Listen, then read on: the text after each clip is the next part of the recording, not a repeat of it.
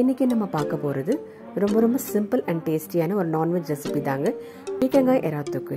இந்த பீக்கங்காயில் ரொம்ப மருத்துவ குணம் இருக்கிறதுனால நம்ம வாரத்தில் ஒரு நாள் நம்ம உணவில் சேர்த்துக்கிறது ரொம்ப ரொம்ப நல்லதுங்க.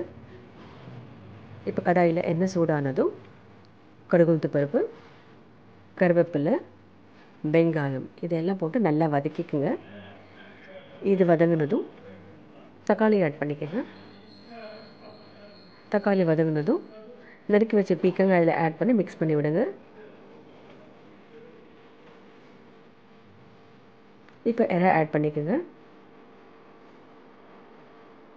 ஃபைனலாக ட்ரை மசாலாஸ், குழம்புத்தூள், சோம்புத்தூள், உப்பு இதெல்லாம் ஆட் பண்ணி நல்லா மிக்ஸ் பண்ணி விடுங்க. ஒரு 10 நிமிஷம் மிதமான தீயில் இது நல்லா வேக விடுங்க.